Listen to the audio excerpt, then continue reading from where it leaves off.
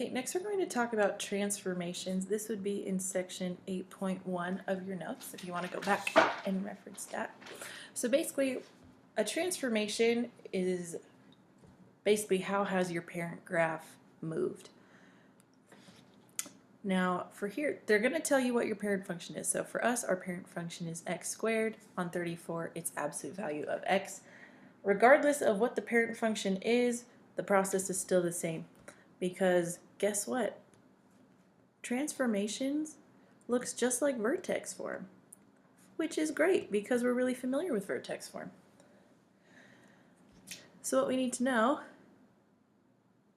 is that A represents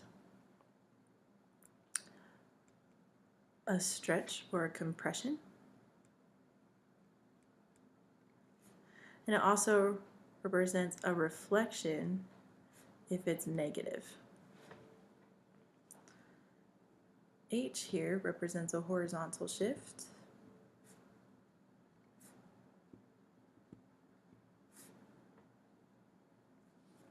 And then K represents a vertical shift.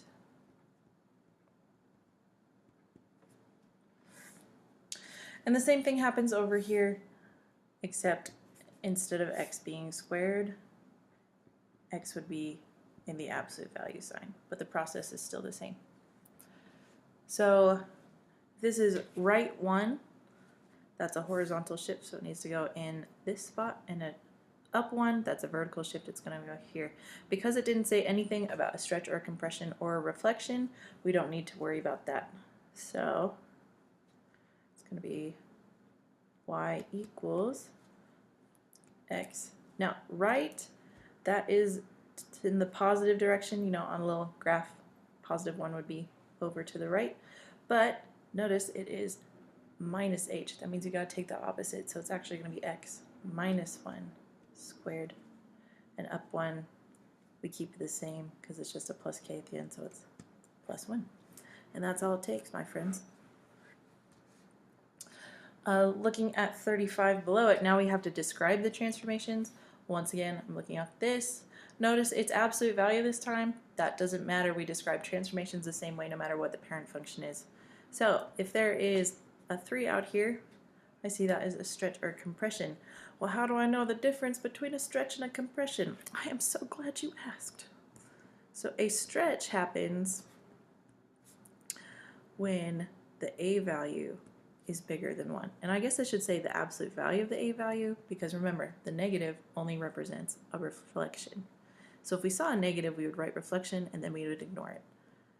A compression is when the A value is less than 1. So basically a fraction.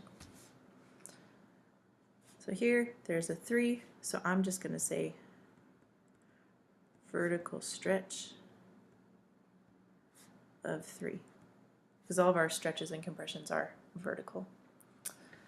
And then I notice I have a plus k out here, which, like we said, is a vertical shift. So vertical shift, if it's plus, that goes up because that's the positive direction.